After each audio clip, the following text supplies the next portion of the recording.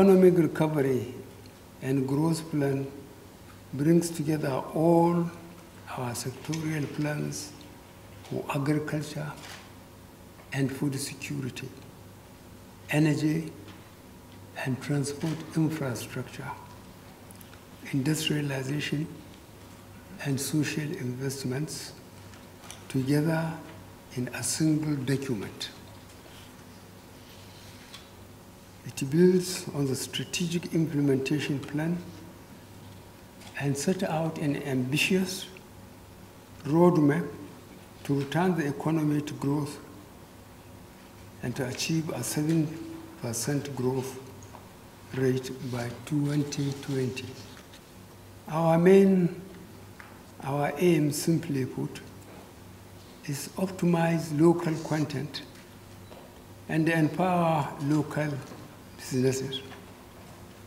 We seek not just to take the Nigerian economy out of recession, but to place it on a path of sustained, inclusive, and diversified growth.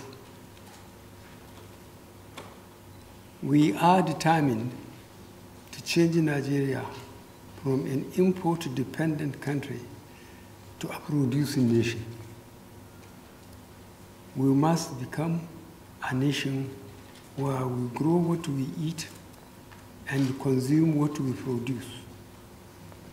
We must strive to have a strong naira and productive economy.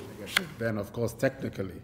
The Minister of Budget and National Planning, Senator Udoma Udoma, said the initiative was in line with the change agenda of the government to revive the ailing economy. In January 2017, the International Monetary Fund, IMF, raised projections for Nigeria's economic growth this year to 0.8%. The fund also revised its forecast for Nigeria in 2018 to 2.3%. These forecasts were revised up mainly to reflect high oil production due to security improvement in its January 2017 World Economic Outlook.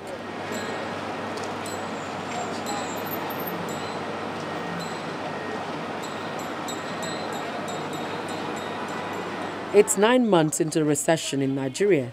World Economics, a London-based organization, declared that after a few quarters of negative growth that saw the death of businesses, the Nigerian economy has wriggled out of recession.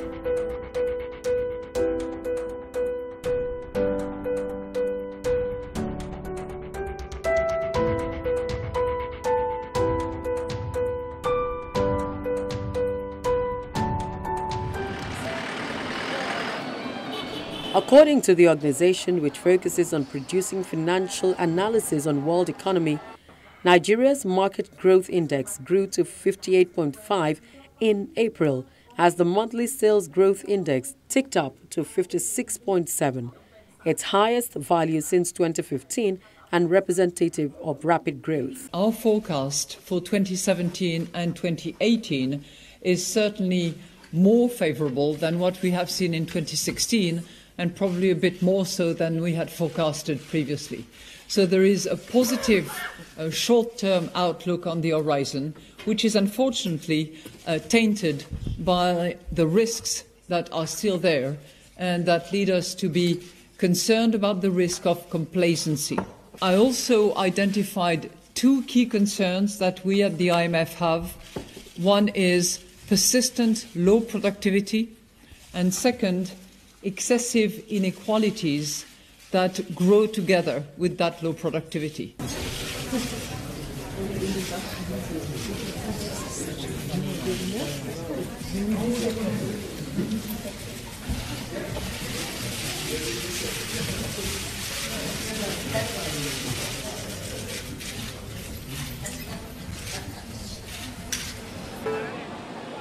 Although the organization acknowledged that price inflation for April, which is tracked by the Prices Chart Index, remained high at 58.7, indicative of high levels of inflation, it added, however, that a slowing trend has developed for the past 9 months.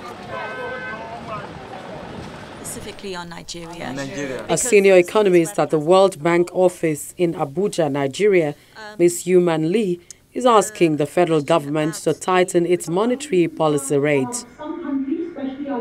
She says this will help reduce the nation's inflationary trend. If you read the IMF Article 4 staff report that just came out, they recommend pairing the sort of further flexibility in the exchange rate regime with tightening of the monetary policy, right? Raising, for example, the monetary policy rate to combat the inflationary pressures. So I think, first of all, it's a question of how much inflationary pressure would further liberalization of the exchange rate create, and secondly, the government can take measures to combat those inflationary pressures. Foreign investors will want the assurance of the exchange rate and the foreign and the forex, right? They want to be able to convert their investments, if they make profits, to convert it back into dollars to expatriate out. So in that sense, the functioning of the exchange rate and the forex market is extremely important for foreign investors. We are finding that some countries, especially our largest countries in the region,